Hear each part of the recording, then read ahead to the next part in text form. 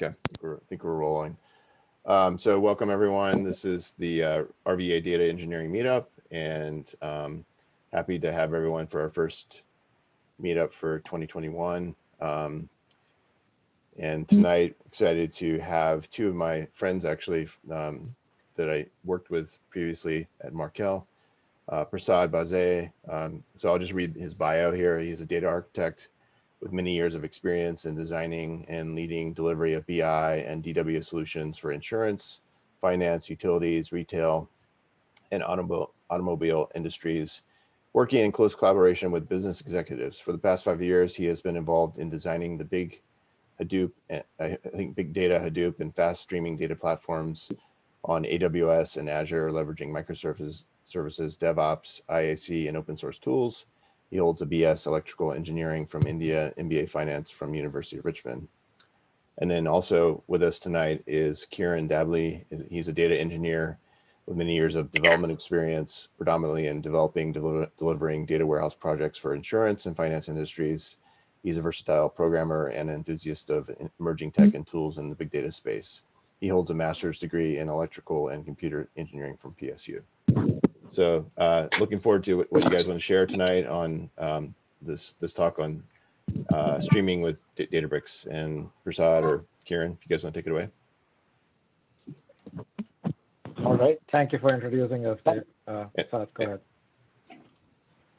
Yeah, thank you. And Happy New Year, belated Happy New Year to all of you. I think this is, as Dev, you said, this is the first meeting in 2021.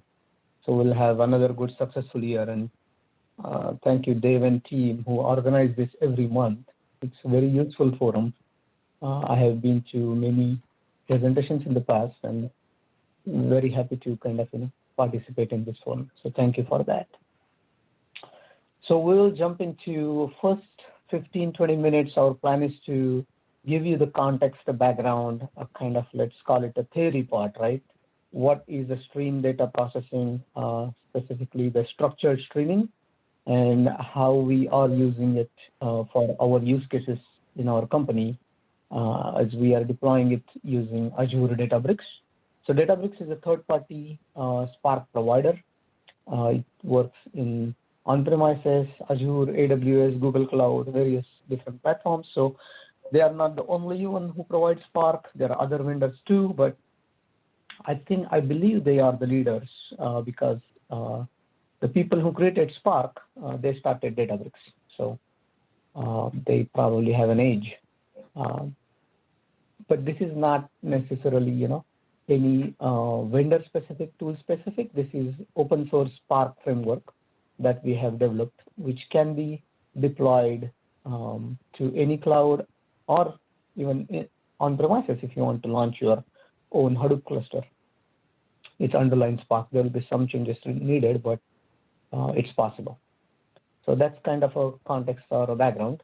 It's an open source technology being used for doing the data processing, which is a new name for ETL, right? Traditionally, many of us are familiar with ETL tools that we have used for many years. This diagram at a very high level is trying to show you the landscape, right? I won't call anything very much new here. This is a very typical data flow we have seen many times in the data lake, in the data warehouse. We have external and internal source systems where we acquire data from. We call now is data ingestion.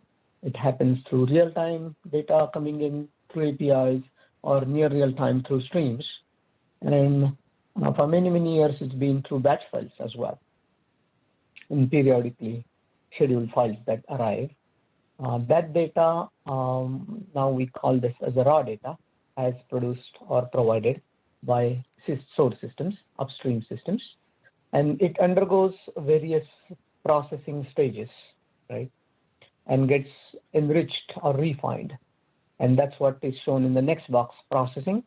We validate schema, we apply some data quality checks. If there are sensitive fields like SSN, we need to tokenize or encrypt for security reasons.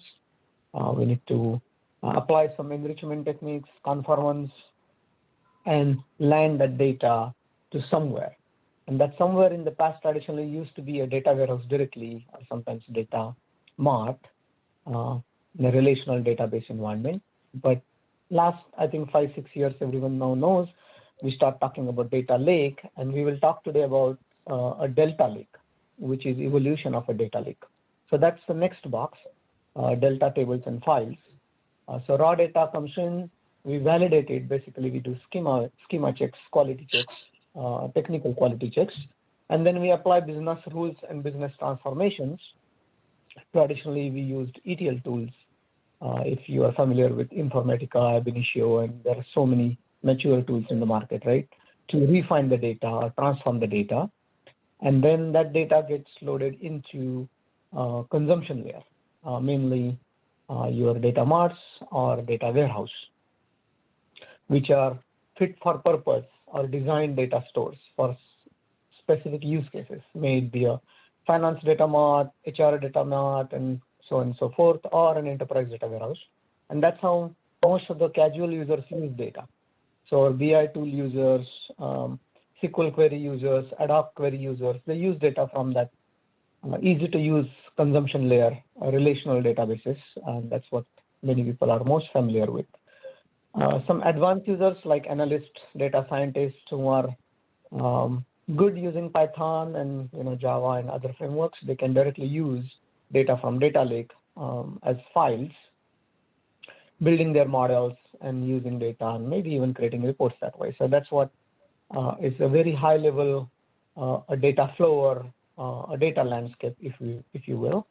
We are going to focus on the two red circled areas, the data processing. That's where we are employing Databricks as our data processing or ETL engine, which uses data from data lake. It takes data from there as well as from queue service or service bus kind of environments on the left-hand side. And it can also put the data back into the data lake. And not only that, but it can hydrate or load data from there into data warehouse or into relational databases as well. So those are the red circle boxes. You see, that's where we'll focus today, mostly. Now, why we want to create a new framework? Doesn't it feel and look like we are reinventing the wheel and trying to build our own ETL tool? It might feel like that, but here are some interesting and important reasons, right? So as I said earlier, these two paradigms already existed for a long time, right? ELT, which is extract the data, load the data, typically into a target system, and then transform it there itself, right? So when we use SQL procedures-based transformations, that's an ELT pattern. You extract the data, load into staging area, and run your SQL procedures. That's your business rules and logic, and transform and make it available to users.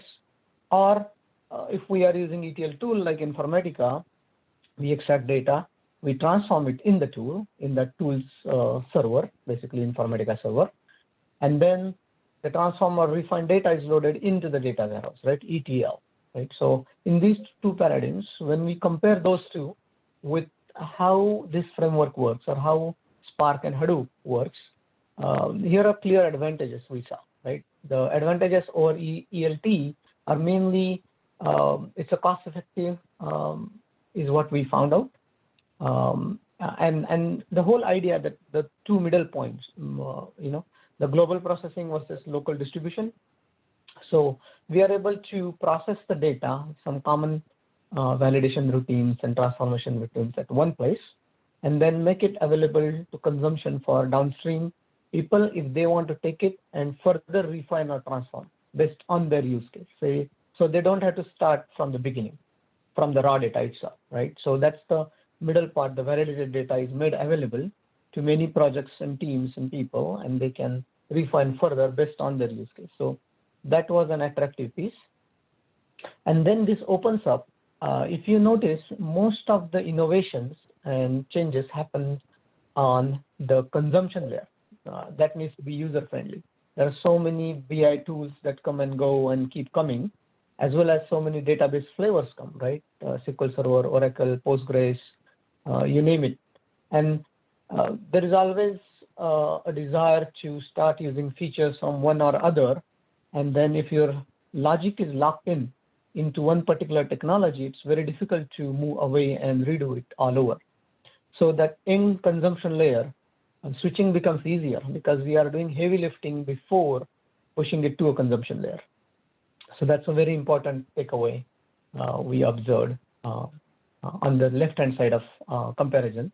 On the right-hand side, if you compare it against traditional ETL tools, here is a main problem, right? These are licensed tools. They sell licenses by CPU, cores, in very traditional way, right? And how do you then take benefit of elasticity of cloud, that what we call on-demand scaling, right? And if I have installed my Informatica on, say, 4 machines, and I can't just go and install it on 4 more on demand for certain time period and bring it back to 4, right? That's a license violation. So I think this cloud's elasticity benefit is what we saw you could get using frameworks like Spark and Hadoop, right? So cloud native and the open source part. So basically the files that are generated, and including the code that is generated, is not proprietary format. We can open the file and view in whatever way we want, unlike what typical vendor-based tools do. So that's an open source attractiveness. But again, it's not thing to worry about being open source. Some companies have, I think they have some doubts about what if we get into trouble, who's going to support us? So we made a decision to use open source cautiously, something that is backed by a vendor. And that's why we chose Databricks instead of using Apache Spark as an open source tool, right? So Databricks as a vendor stands behind their version of Spark, and they provide support and consulting when we need it. So that's an attractive feature. Batch and stream processing on structured, unstructured, semi-structured data is possible. So we can merge. We'll talk a little bit about the old Lambda architecture and how it's not required anymore in next few slides. Now you can use multiple languages. Pick your language of choice using this tool. And the last 2 bullets were very important for us. Basically, I have personally seen quite often that our data scientists or data users provide IT teams or data warehouse team requirements, right? And before providing requirements, they probably have gone ahead and built their mart or a sandbox and applied the logic, and but now they want to transition it over to IT. Then the IT uses a different kind of tool, language, and whatnot, and they start redeveloping. It's kind of reinventing, and that keeps happening. So our thought was, how do we converge that data engineering that IT does and the data science and analytics that business do? If they were to converge on single platform and single tool and language, I think this back and forth and requirement cycles will reduce drastically. That's the hope. In some companies I've seen happening. So that's the direction we wanted to go. And the last point is about modern CI/CD and infrastructure as a code pipeline. So basically, we no longer want to wait for weekly, monthly releases. It's a continuous delivery pipeline, which is what we could use using Git repo as well as the CI/CD. We are using Azure DevOps, by the way, but there are a whole kind of tools, Jenkins and others could be easily used to fit this model. So this is one of the important slides, and that's why I took some time on this to kind of establish and explain why it matters and why it is important. So I will take one quick pause if you have questions, or if you want to hold off until we show the demo. Either way is okay.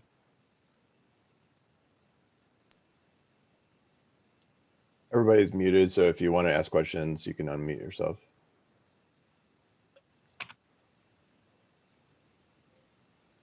Okay, looks like none. So let's move ahead. So in the framework, there are 2 next slides are going to talk a little bit about a high level, what the framework is, and the next slide is going to talk about a little more detail level.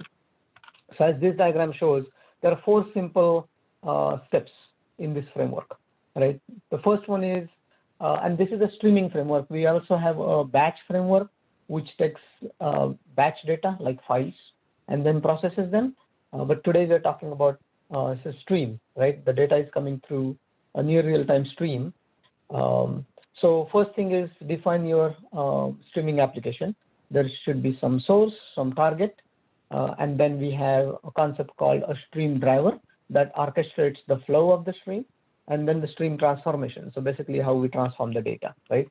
So on left-hand side, there are sources, right-hand side, the targets. As you can see, different types of sources, targets, sometimes they are called sinks, source and sink. So you can have files, you can have a database as a source, event hubs or Kafka or Kinesis, service bus in Azure, multiple similar technologies can be source as well as sink, right? And then the middle part is what we developed, right? This is a plug and play component-based framework using Spark. You initiate stream, read data from source into the data frame. That's a concept in Spark. Transform that data frame, applying business logic, and then write data into the target or into the sink, right? So it's very high level 4-step process. And when we take a little bit deeper look, what's happening under the hood basically is the driver that I talked about, the stream driver, right? So the blue boxes indicate a common component. So if you are building an ETL application or data processing application, the blue components are static or constant. They don't need to change. You can use them out of the box from this framework. The red components are unique to your ETL application or to your use case, because on one side, your ETL application needs source data, and the source can change based on your use case and application. And the target that you want to produce will also change based on the logic that you want to implement, right? So that's why it's red. So you can just switch either files or message queues or delta tables as sources or targets, right? Basically, this is a configuration-driven framework. So you configure your source and targets and their properties, right? And then the middle layer, right, the data set transformation notebooks is pretty important because that would vary based on your needs, based on the logic that you want to implement. So obviously, you bring that logic. That's the one piece that you would need to build for your application, right? And rest of the components and pieces are more or less static and configurable, right? So this is basically a little bit more detailed look into this framework. If this resonates with you, I think you can follow the demo. If you have questions on this, maybe this is a good time to just bring those up before we actually launch the demo. I have a couple questions, Prasad. Yes. What sort of data are you guys streaming? So we are using this basically our source. Are you asking in our real applications in production or for a Yeah, I mean, in real life, I guess, if you can share that. Yeah, we have APIs, data coming through API that is dropped into service bus, similar to Kafka, and we consume it from that service bus or a message queue, and that's our source. And our target is a delta table, which is a kind of a database on top of a data lake, right? Right. So that's our target.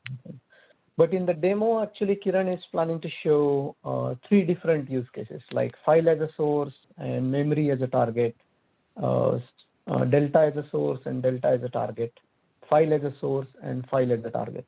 So that's why it's configurable, plug and play, right? You can change source type and target type and change configurations only. You shouldn't need to change a lot other things in the framework itself. Obviously, the logic needs to change because it's very much tied to, it's a custom based on your use case, the logic part, the transformation part. Okay. Any other questions?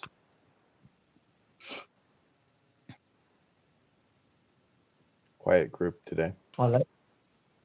Yeah. Hey, Prasad, Yeah. I have a So question. here, So, Oh, we got one question. Hold on. okay. So, yeah. for to support the streaming of the data or the event-based data processing, do you guys are you guys using the clusters that are always on in Databricks? And if yes, then what are the cost considerations there? Yeah, it's a good question, Gaurav. So yes, for streaming data, you need to have cluster up. So it's kind of persistent cluster, right? Not transient. And we have auto scaling feature in Databricks. So start with minimal one node, can go up to 8 nodes or 10 or 16 based on your application's expected data volume during the day. So it will auto scale if there is a lot of messages coming in certain time of the day, and other times it will scale down automatically or scale in. The cost is based on if you are using reserved instance versus pay as you go, or you're using spot instances. And also I think it will vary by is it Azure or AWS or like what cloud are you using. So basically it's providing you Unix virtual machines behind the scenes as a platform as a service. So the cost is dependent on like a lot of variables are there. I see. Thank you. Sure. Okay. So here are some, I would say 6, 7 big benefits, right? Of the framework itself. It's a modular framework. As I said, you configure input, output, location, format, frequency, type. Our focus always has been plug and play. You can, remove certain components and replace them with something else into this framework. Other area of focus for us was to secure connection using secrets kept in the key vault when you are connecting to your source, sync, or any other resources. The secrets are always in the key vault. It's a reusable framework. You can just start building different applications using this framework. There is a robust metadata, and the more details what we mean by that. And we'll talk a little bit about a delta table. Basically, it's a concept not so new, maybe an year and 2 years old concept, where we have now, it's carried forward from Hadoop Hive concept, Hive warehouse concept. So these are external tables defined on S3 buckets or ADLS folders, right? And surface them as if they are tables. The metadata is managed by Hive Metastore. So you could, and Delta added some more features onto it now. Basically a schema evolution that was not there in Hive. It was very difficult to manage, but Delta brings that schema evolution feature. And then ACID transactions are now possible, just like in relational database. And they have also opened this up to clients other than Databricks. So you could use your BI tools like SSRS or Business Objects or Click Excel to connect to the Delta tables and query the data using SQL syntax. So it's a JDBC URL that the cluster provides you. This is auditable because Databricks provides a very detailed logging features. And on top of that, we have built-in logging module, which captures application level log, in addition to the cluster log and infrastructure log and all other kind of loggings, diagnostic logs.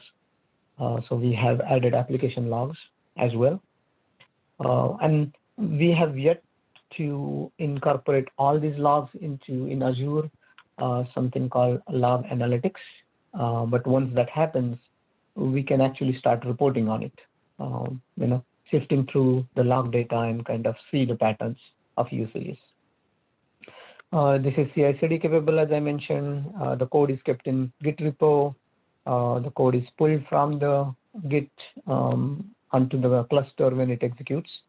And this code is pushed through build and release pipelines. Even the environment is stood up using the infrastructure as a code pipeline. It's a collaborative environment, so many people here must be familiar with VS Code and IDEs, right? So this is a web IDE. So Databricks basically it's very similar like a Jupyter notebook environment.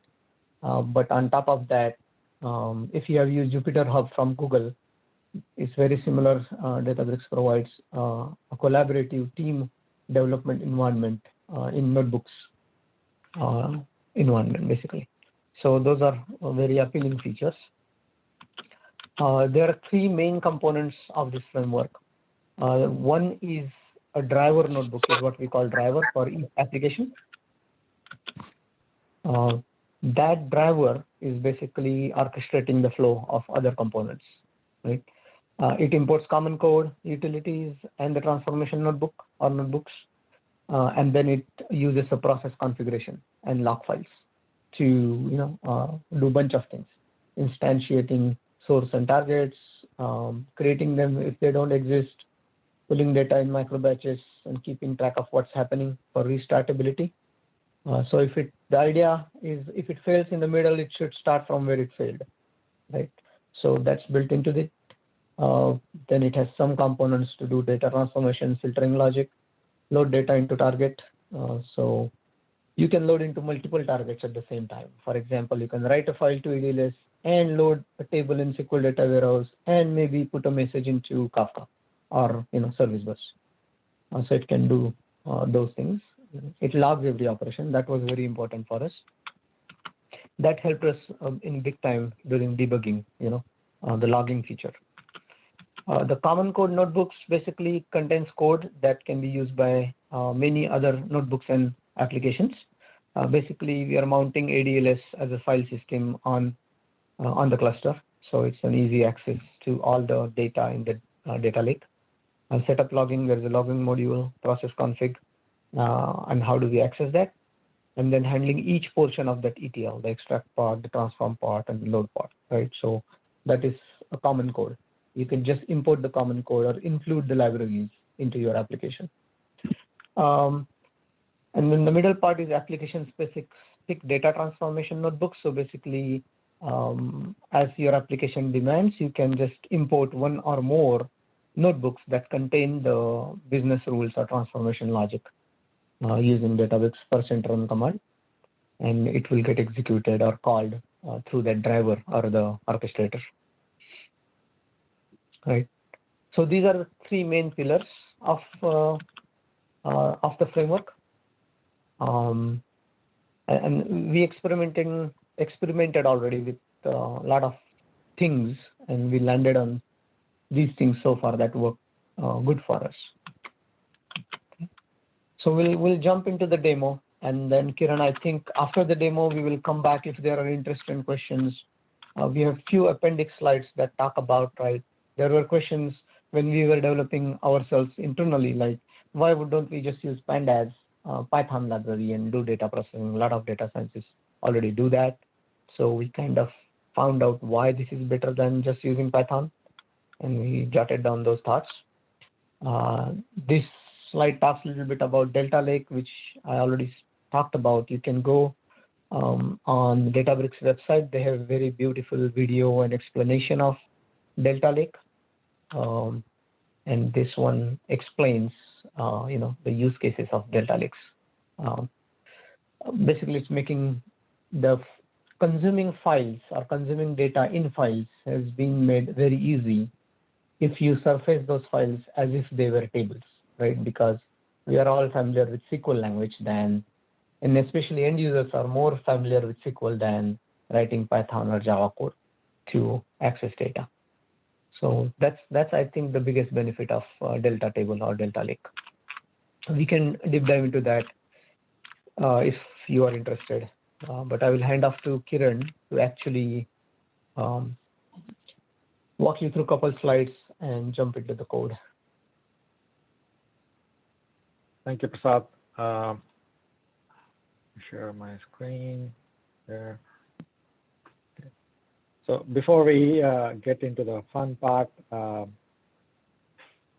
is the time to wake up if you guys are already asleep. Not that Prasad's demonstration or presentation was boring, but Yeah. I just wanted to give you guys a sense of what to expect from the demo today. We're going to demo 2 streaming applications in here. The first streaming application is going to use a folder within Azure Data Lake Store. An Azure Data Lake Store, if you guys are not familiar, is something that's similar to S3 buckets or Google storage buckets or whatever it's called in Google Cloud. A distributed storage where we have our source data, and using the structured streaming APIs of Databricks, we are going to stream that data into a Delta table. And again, as Prasad introduced the concept of the Delta table, so a Delta table is just a logical representation of file data on this storage location. And in here, in the real-time application that we have in the company, we get the data from the APIs, and that data gets landed into this storage using another API, and that's what is served as a source for the streaming application. I'm using a test or sample data that Microsoft already has when you spin up a cluster, so should be familiar with to most of you guys if you have built streaming applications. A little peek into the source data. The source data is of JSON format in here. It has only 2 key elements, time and an action. And there are about 50 files right now that are sitting in the source directory. And each file has a certain set of entries which all have time and action when it happened. Okay, so that's the first streaming application. The second streaming application is going to be using a Delta table as a source, and it's going to use the same streaming framework that is running behind the scenes to connect all the dots together and send the streaming data to the ETL that we are trying to process, and then load the target Delta tables. Okay, so that's the application type 1. Again, using the same source Delta table, I'm going to demonstrate how the streaming framework can be adjusted a little bit, not a streaming framework, but the ETL can be adjusted a little bit to write to a different type of target. In this case would be another storage location within Azure Data Lake Store. Okay, so without further ado, let me. So as Prasad was saying, there is a driver that orchestrates the flow of a streaming application. And when you use a streaming framework, this kind of is something that looks like a cookie cutter in most of the applications. And the way we got in here is kind of interesting because we started with a rudimentary approach. We looked at the samples online and the code online to see how a streaming application can be built. And when we built an application, it was monolithic, and everything was in one giant notebook. Of course, we had a way to modularize the notebooks, and it was trying to make sure that we are connecting all of them and testing them again and again.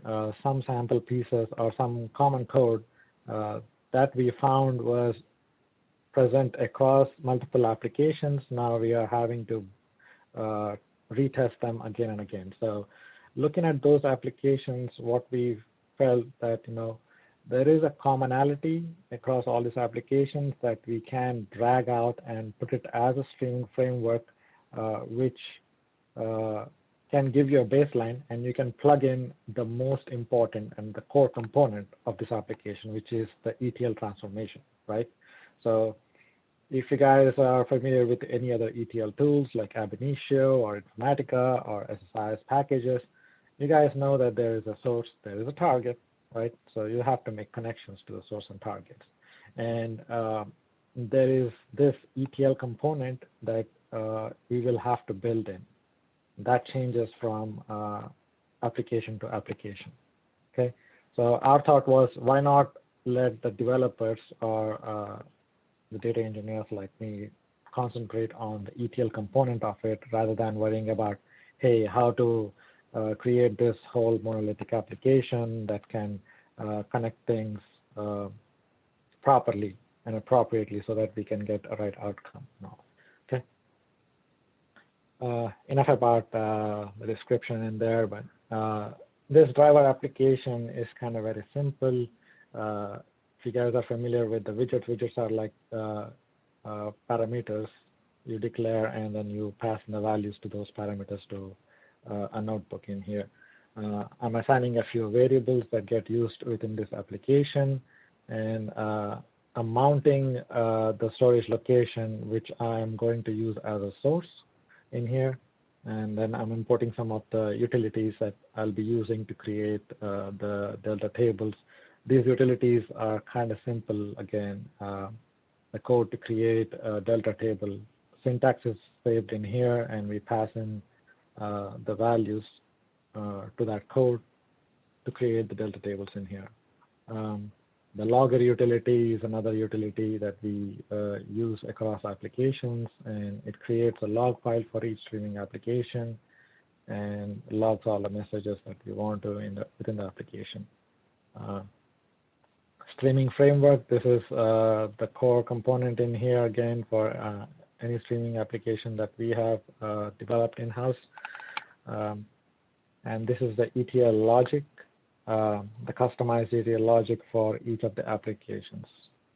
Okay, I'll give you guys a sample of what the source looks like. So I have about 50 files, like I said, in the source.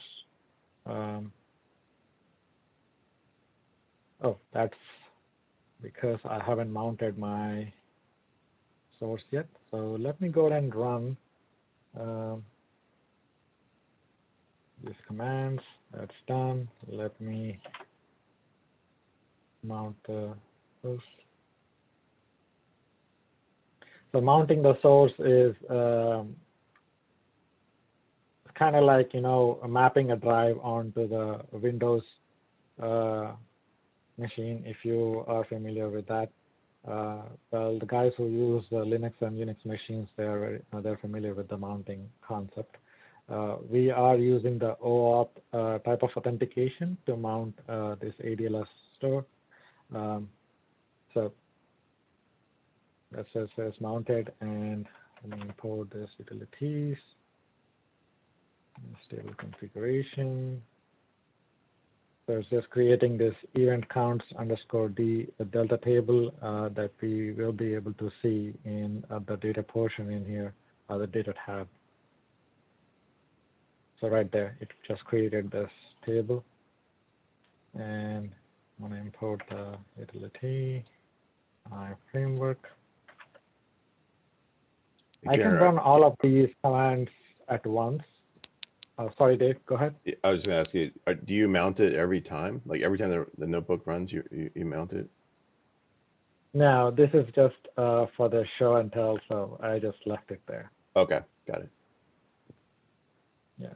Our actual thought process is to mount the drive or the source with a different application name, or mostly using the application name, so that the mount points are truly independent of an application, and when the application shuts down, it will unmount the drive, if that makes sense. Yeah.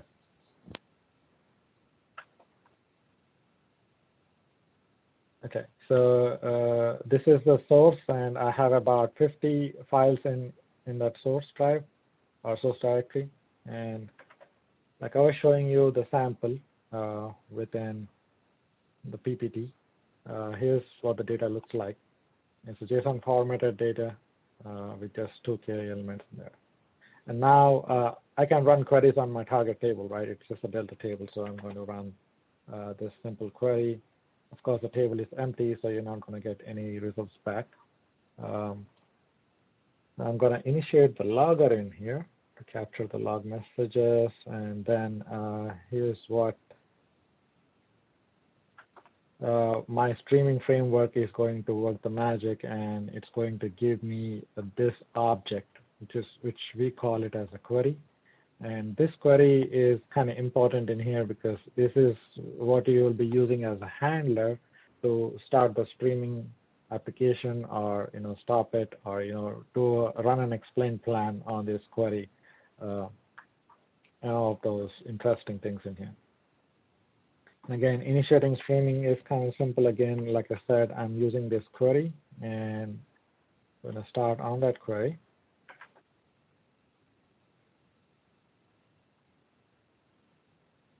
My streaming application is initializing right now. And as soon as it gets initialized, I should be able to see how the data is being picked up in here. You can see the data is coming through. And if I query the table again, the target table, now there are 16 rows already created in the target table. Let's see some of it in action.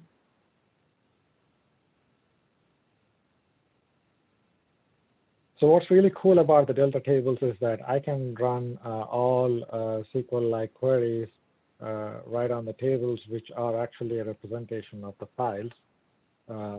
And Delta tables, as you guys know, has Parquet files underneath the covers with a snappy compression and all, so you can run all these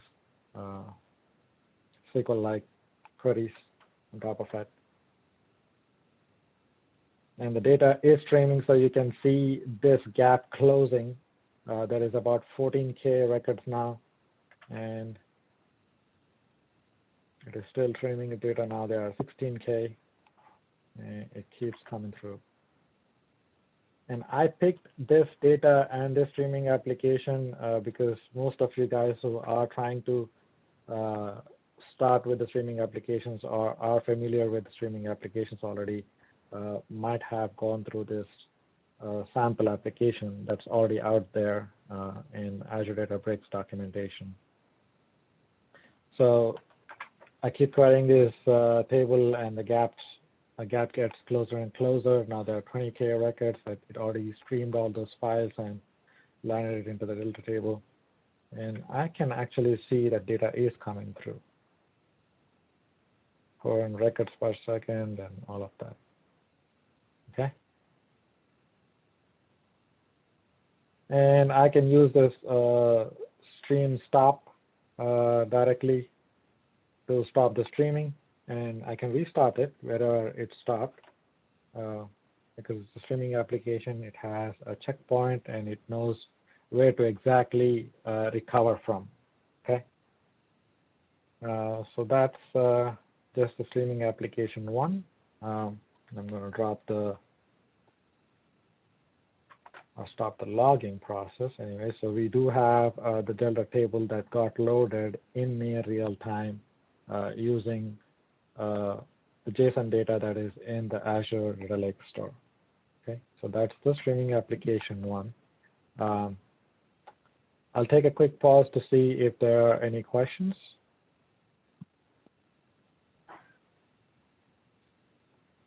Do you want to just show the data tab, the table in the, in the catalog? Yeah.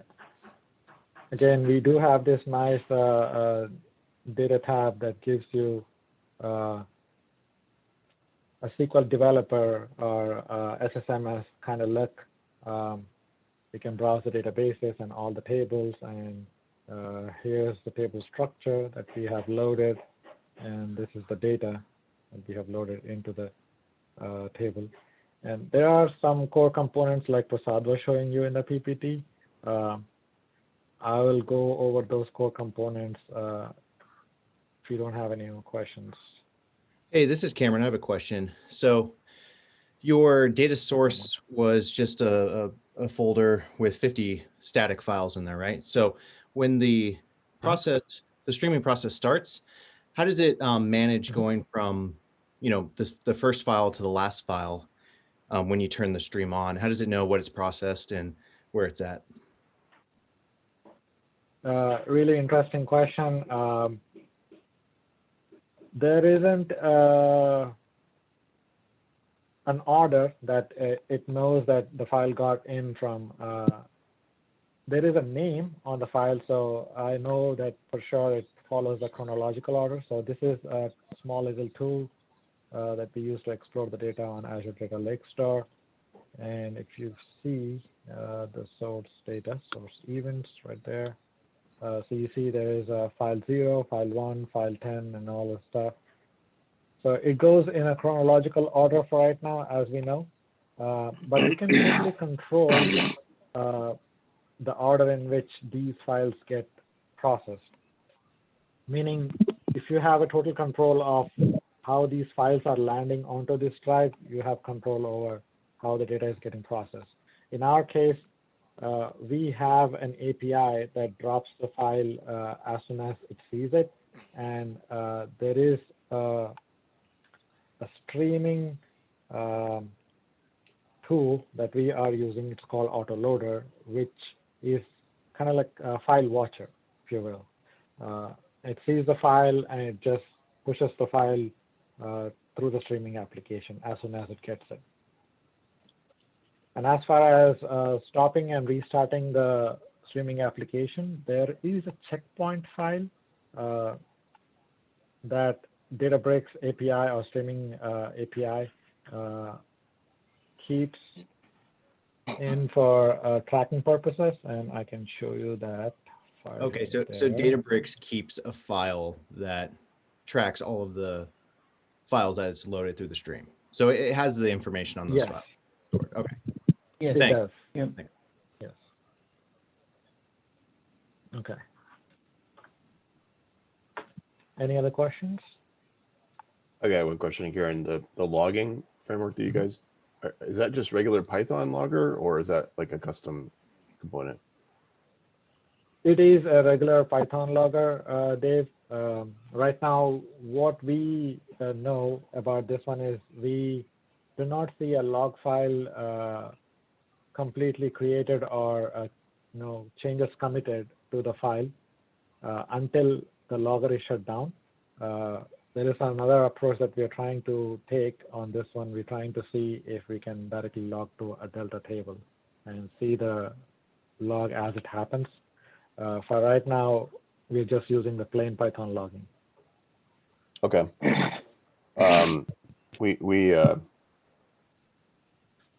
We're using Open Census with App Insights, and that actually kind of logs to App Insights, application insights in Azure in real time. So I can maybe show that to you sometime. But there's an article on the Microsoft website how to set that up, and you can actually do that from the notebook itself. So that might be an option. Absolutely. Yeah. I'd love to. It still uses the same Python logger, but you can configure it to send the logs to App Insights directly. Okay, that's interesting. Thanks, Dave. So yeah, so one question on that, Dave. We are using App Insights, but are you saying you can put custom messages in it? Like Correct. Yeah. Okay. So just look for it's called Open Census. It's an open source framework that Microsoft is using now for some of their logging. Okay, that is good to know. I'll post the link in on the Slack or something. You guys get it. That's good. So Kiran, if you go to ADLS log folder, right? So we are writing messages from the application itself, right? So keeping track of what's happening, and that's written like in a plain text file here. So Dave, are you saying we could generate these kind of messages and App Insights can capture it using that Open Census? Yeah, you can log to file and to the cloud at the same time. Just create two syncs, log syncs or whatever they call them on your logger, and then Okay. And Dave, are you guys using ADLS? Yeah, AWS. Yep. Okay. Yeah, with ADLS, I did observe that there's, I believe the type of blob that you want to use is append blob, not a block blob. So yeah, that's something that I'm still researching into. Cases. Interesting. I have one question. Right. Sure. Yeah, hello. In the ADFS directory, let's suppose you are keeping one file, right? Once the file processing, the file is moving from the source directory. Uh-huh. No. No. You This is Are you asking- saying that the file, are you asking if the file gets deleted?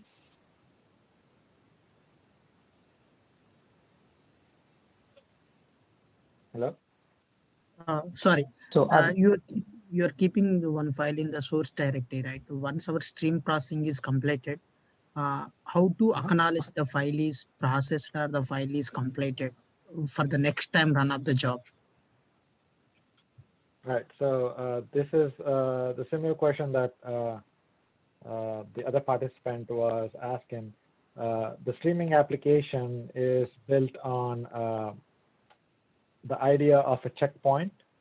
If you're familiar with the checkpointing within the database, and Databricks provides a structured streaming API, right? And one of the important components of the structured streaming API is the checkpointing. So it keeps track of all of the files or the data that is sent to the streaming application as a source, and it knows exactly which file it processed and where to restart from in case of a recovery. So let's say one of the node fails, right? So when it is processing one of the files, and we do, there is an auto recovery feature that's inbuilt into the Azure Databricks cluster or a Databricks cluster in general. And it goes and checks this checkpoint to see where and how it should restart from. That makes sense. Yeah, okay. So Thank it you. won't read the files again if that's what you're trying to confirm, right? So if it has already read from file 1 and it's complete, and suppose the application has failed and you restart, it won't read file 1 again.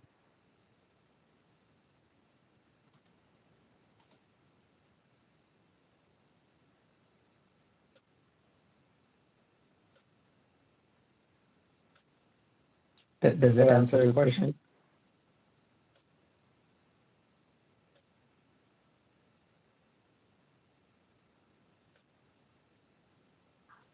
All right, moving on. So, like I said, sorry, the last core question. components in here. Is there any Oh, sorry, go ahead.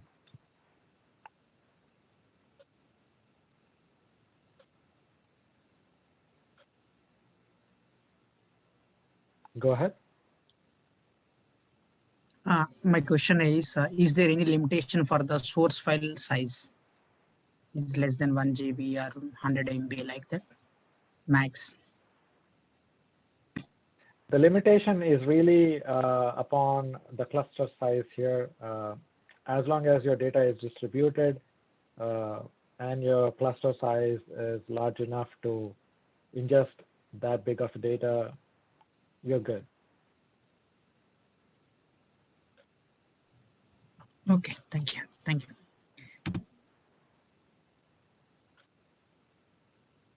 Okay. Interesting questions, and thank you for asking them.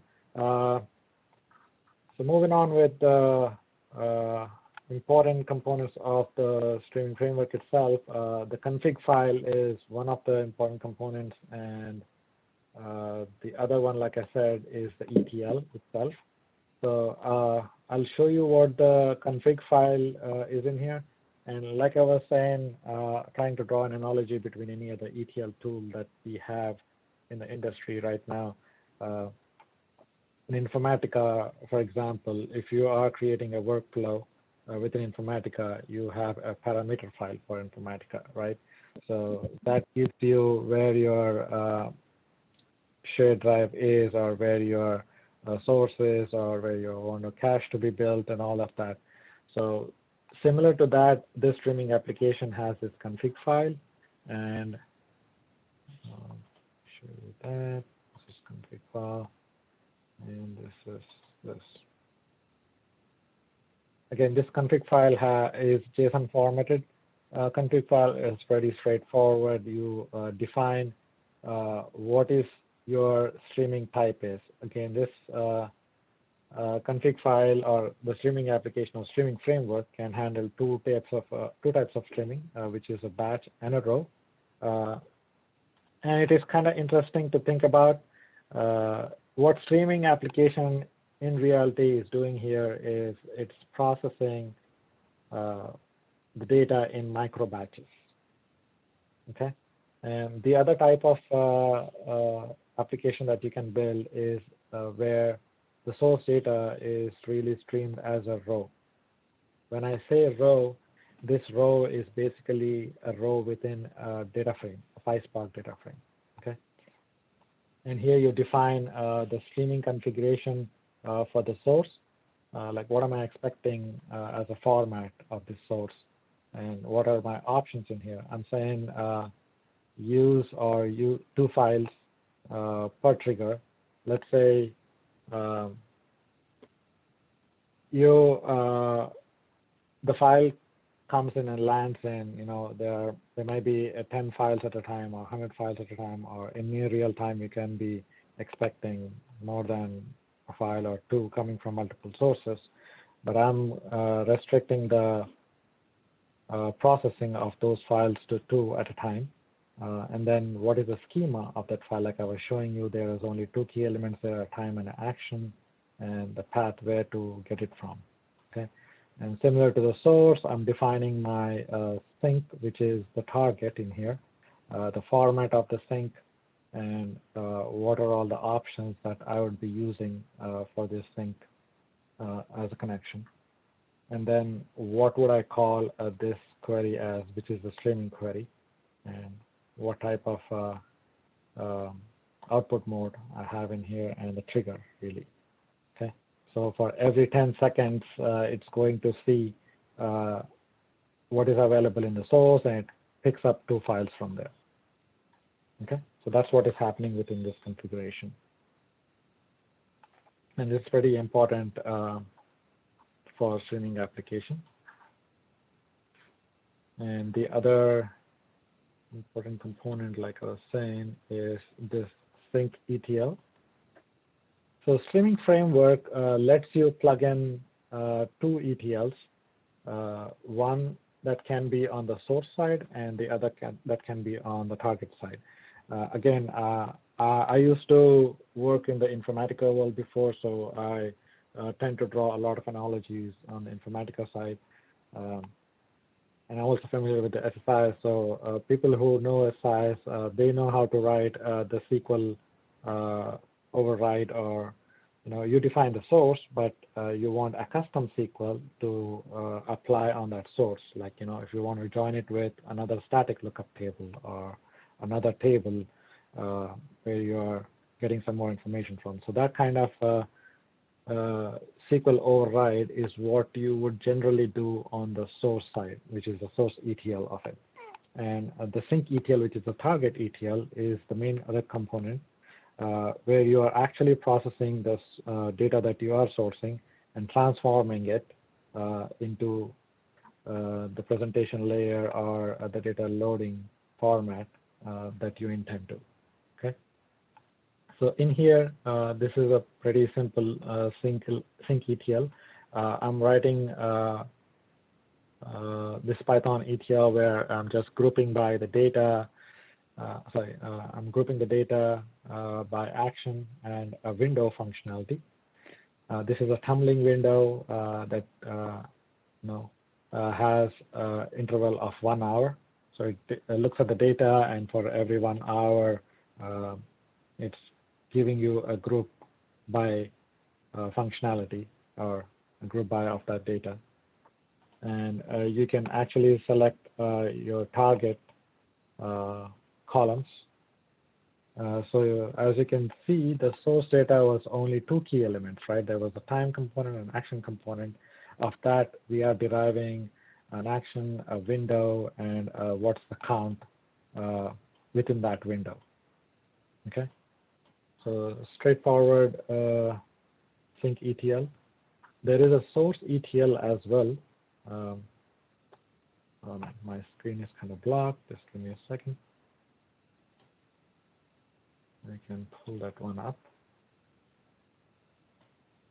And I don't have anything in here. This is just a placeholder in the sync source ETL. Control T.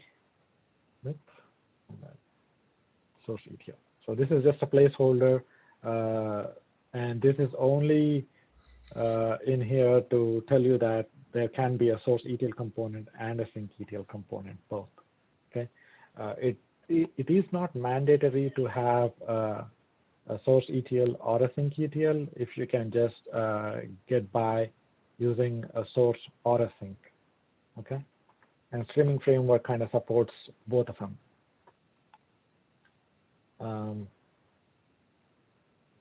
And that's just the streaming application 1. After I finish the streaming application 2, I will go into the details of the streaming framework and what it is doing behind the scenes. Okay, move. Right, so this is the second streaming application. Now, this streaming application is using the Delta table as a source, and it lands the data into another Delta table as a target. Now, one might ask me, why do you need a Delta table as a source and a Delta table as a target, right? So as Prasad was showing you in his very first slide, where he had this raw, validated, and a refined layer, in terms of Databricks, there is this concept called bronze, silver, and gold. So gold is where your refined data is, right? So let's say if your silver layer is a Delta table and you want to apply some ETL logic to move that data into the target Delta table, which is the gold Delta table or the refined Delta table, that's when you use these kind of applications, okay? Now, when I say these kind of application, I meant you would use a source as a Delta and a target as a Delta. And like I said, this driver is an orchestrator again in here. It looks like a cookie cutter, and that's how most of the drivers would be, except where you have to, declare some application-specific logic, or where you have to import some application-specific custom ETL, like I'm doing in here. Where is my ETL? Right there. Okay. So I'm going to execute this again. I don't have to do all of that. Now, if you look at the data tab, I don't have any other tables other than event counts underscore D, right? So this, when I execute these commands in here, it's going to create all of these tables, car inventory, Honda, and Toyota tables. And I just picked this example because it's kind of simple for me to code. So let's see.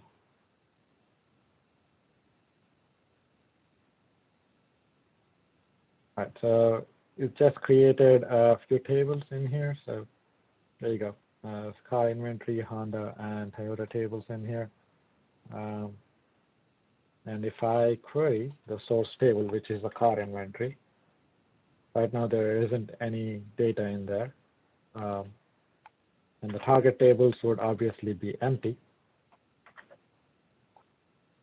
Okay, and if you are wondering where this table is actually created from, or where is the source of this table, you can see it in here. It's just the location on the Azure Data Lake Store, or it could be a location on the S3 bucket, on top of which this Delta table is created, and that's the structure of this Delta table. Okay. So as we've seen, the source and targets are completely empty now. We're going to see it live in action as we insert the rows into the source table. The target table will be populated. And this time around, there is some ETL logic that gets applied onto the source data. So my streaming application has ticked off in here, and I can see the data as it appears in here. So again, so let me see, there is nothing in the source table. I'm inserting 2 rows into the source table in here. A simple Toyota model and a Honda model that I'm inserting in here. And you can see the data will be picked up within a few seconds.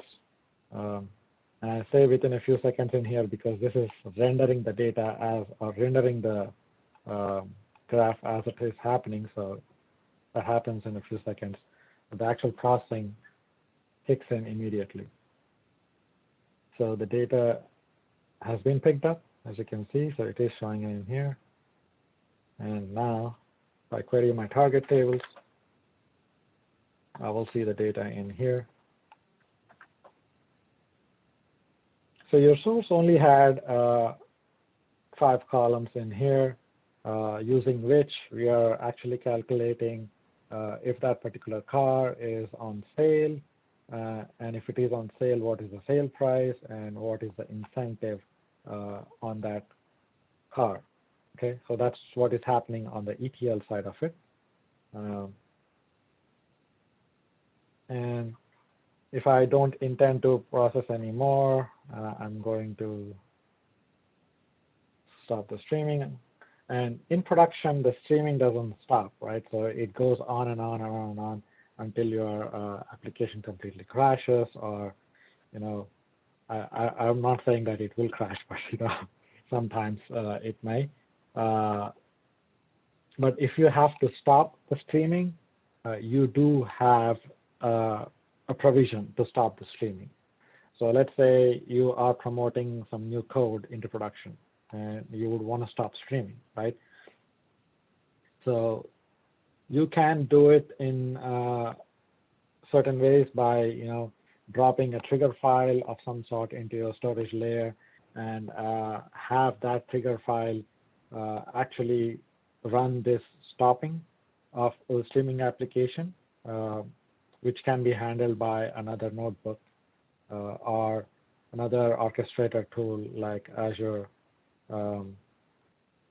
Data Factory or something like that. Okay. So right now I don't intend to process any more records, so I'm going to stop my streaming right there, and let's stop the logger too. Okay. So this is the second type of streaming application that I'm showing you in here. Again, this is using the same utilities or the streaming framework that have been used by the other streaming application as well. Okay, and my goal for today is to draw, you know, your attention to how these common functionalities have been put together to create a streaming framework that will help you concentrate on the main ETL side of the streaming application or any application that you want to create. So let me show you the config file of this particular streaming application, which is this one.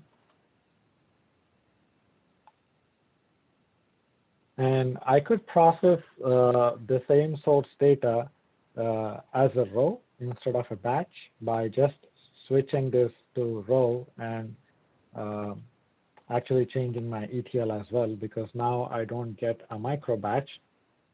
Instead, I'm getting a row within a data frame when I switch to the row-based streaming.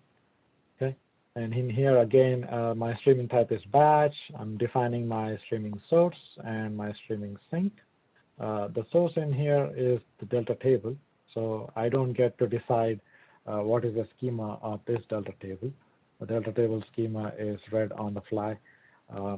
But I do want to specify where my source for that Delta table is, which is actually on the data lake store. And my sink is Delta 2, the Delta table. And here's my checkpoint location for the streaming application. Okay. Again, some of the common components that you can see between the first configuration file and the second one. All right. So that's the config file. Let me also show you the ETL that's running. Yes, Dave. Quick question. So where do you read in that file? I don't know if I just missed that part or that's file. happening within the streaming framework. So if you can see in here the code right there, I'm passing in the config path. Okay. To the streaming framework, and streaming framework reads everything, and it gives you that query that you can start and stop. Okay. So that's a custom class that you guys have developed, I guess. Streaming framework. Right. Yes. Okay. Got it. Yes. And I'll show you the sync ETL in here.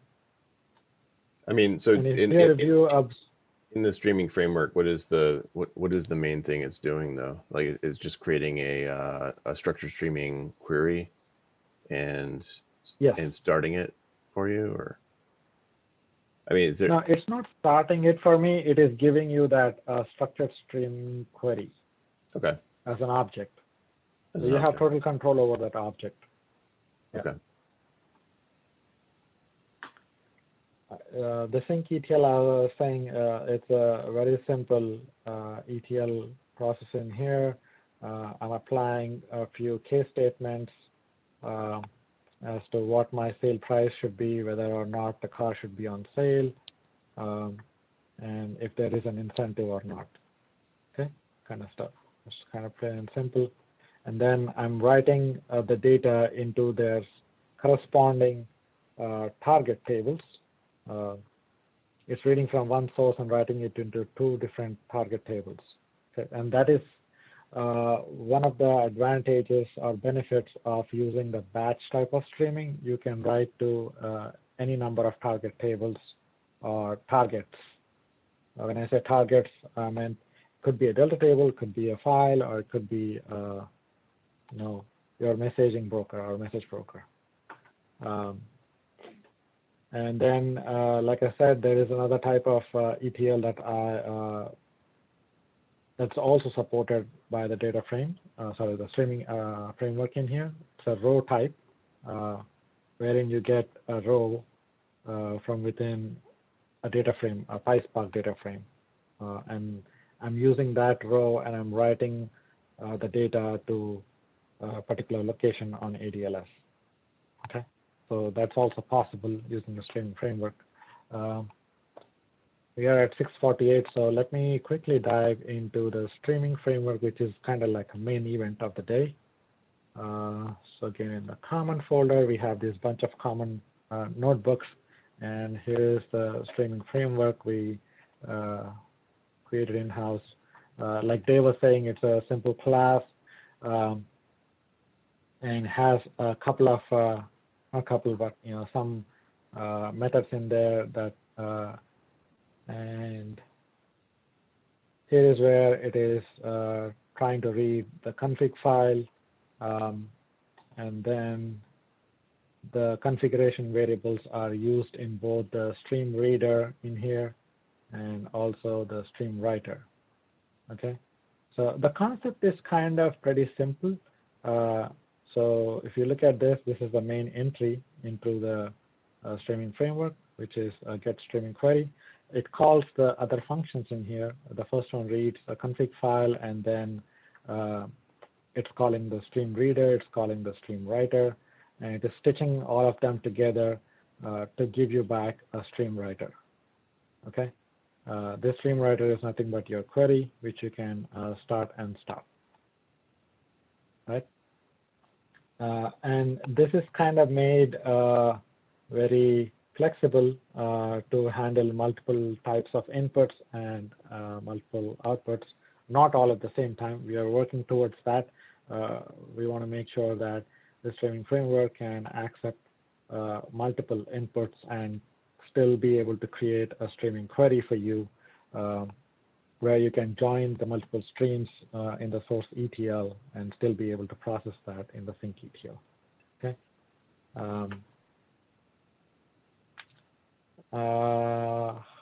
What else in here is important is a stream reader is basically going to, like I said, reading the streaming configuration, and then it is giving you back a stream reader data frame.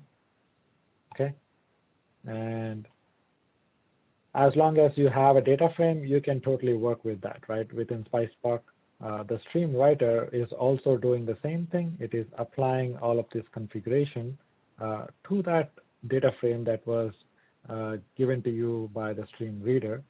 And then it also passes in the ETL that you have written, the custom ETL, okay?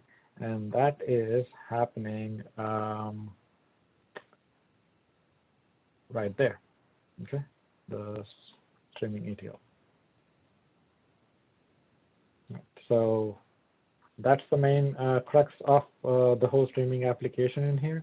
And it is a pretty simple class, but it takes out the whole testing piece of the reusable code and also makes your code modularized as well as gives you flexibility within your CI/CD process or custom ETL deployment and all of that. So I do have other streaming applications which I intended to demo in here, but due to the lack of time, we're already at 6:52.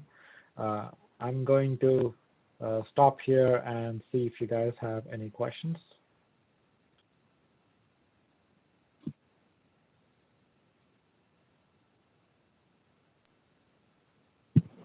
I got questions, Kiran, but I seem to be the only new person, so I don't know if there's anybody else. I mean, if you are new to streaming applications, sorry, go ahead. Yeah, I actually have a more like architectural question. So in our applications, we have extensively used Databricks, but one of the challenge that we run into is consuming the on-prem data. So do you guys have come across the limitations or potentially identified a solution that will help you get to the data that is hosted on-prem, potentially by solutions, something like maybe some gateways that are installed, because we are trying to channel all the data into Databricks using Azure Data Factory, which connects to the gateway. So it's like multiple hops to get to the data. So do you guys have had any similar challenges? And if yes, how did you overcome those? It's an architectural question, so I'm going to rely on Prasad's shoulders to give you the answer. No, feel free to jump in. But I was going to ask Gaurav, what is the problem you are facing basically? Is it the performance, or is it you are not able to connect at all, or what's the? Oh, it's like the data is basically hopping.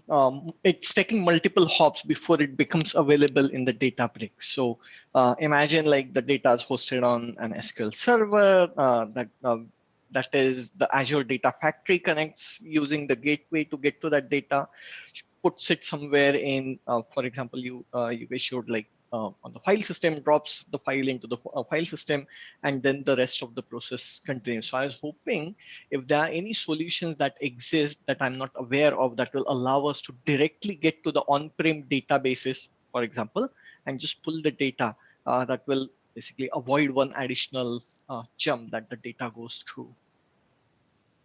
Yeah, I mean, sorry. I was going to say, We are looking. Go ahead. Sorry, go ahead. Yeah, we are also looking to. So Databricks doesn't store data, by the way. Data is stored in ADLS or database, right? And these cloud tools, Databricks Data Factory, they, as long as they have connectivity to your on-prem database via again the gateway, we use Express route, so we have dedicated pipe between Azure Data Center and us, Markel. Many companies do. Yeah. Right? So we use that to connect and get data into Azure Data Lake Store or SQL Data Warehouse or SQL DB in Azure, and then run the processing, which is Databricks part of it. That's why I asked, where exactly is your problem? So, Are you facing problem reading the real-time data or in batch data related to your on-premise? More like a batch data processing. okay. Yeah. It sounds like just a network. So it's really just a network question, networking and connecting. Like if you can get to it from a network, from your from the cloud, from Data Factory, for instance, you can get to it from Databricks as well, usually. Mm-hmm. Oh, interesting. So I should be able to integrate gateways, on-prem gateways directly from Databricks. Interesting. I didn't know that before. Just using the IP address, you should be able to connect to a SQL Server on-prem or whatever, as long as the networking connectivity is established. I see. Yeah. Oh, excellent. Yeah. Thank you. That helps.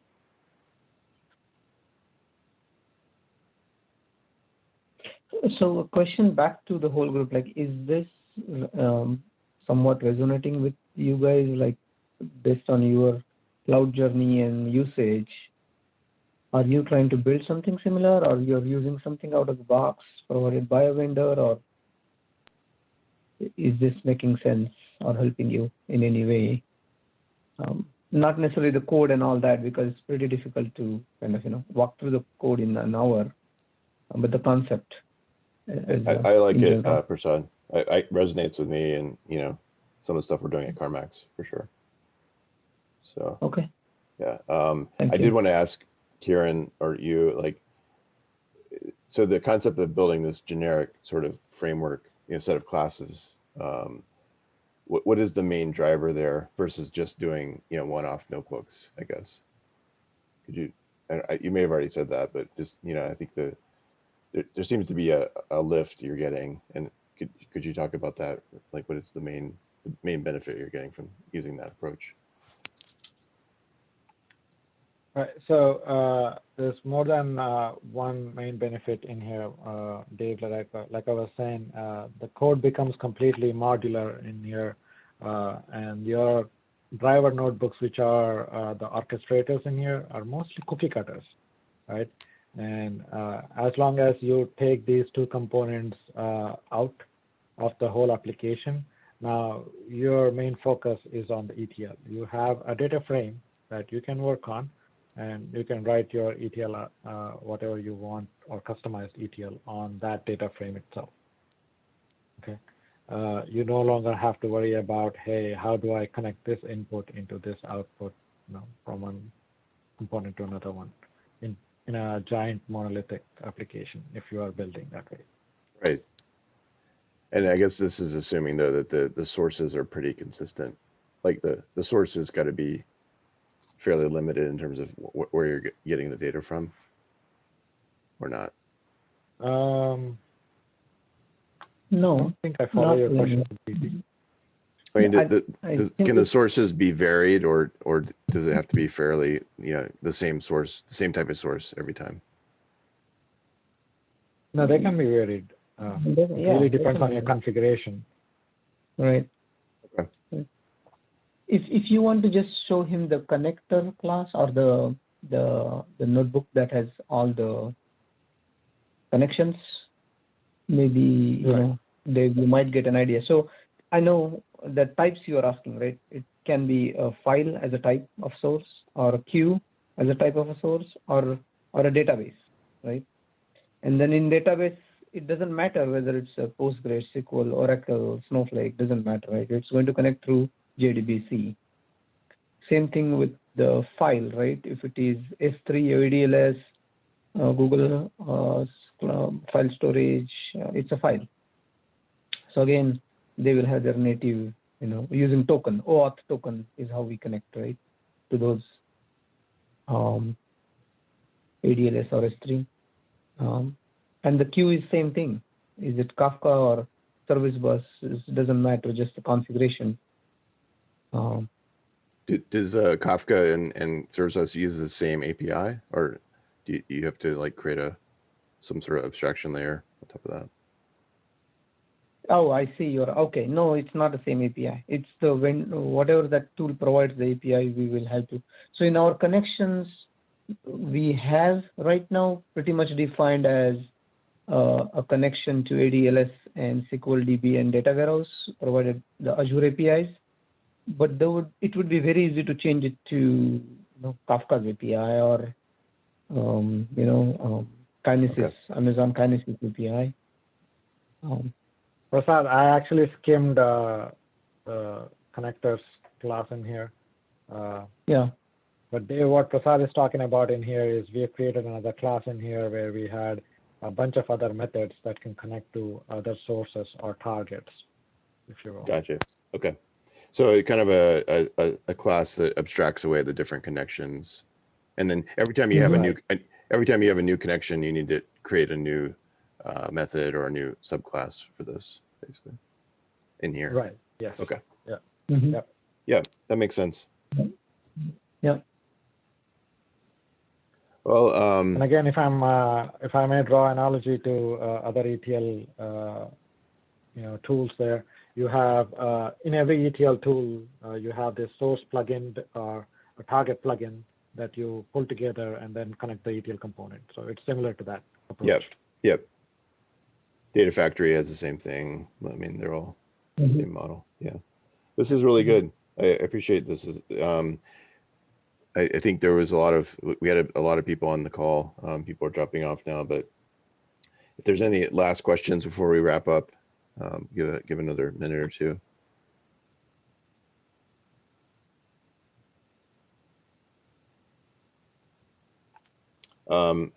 Prasad, I guess I think you were going to make some stuff available. If you want to post that or send it to me, I can post it on the Slack channel, and any the slides or whatever materials you guys want to share. Yeah, mostly the PPT, the slides is what we can share. Okay. And I guess unless nobody else has any questions, we'll go ahead and wrap it up. So thanks everyone for joining. Thank you, Prasad. Thank you, Kiran. Very good. Very awesome presentation. Thank you for the opportunity, Dave and team. Thank you very much, Kiran. Steve. See you guys.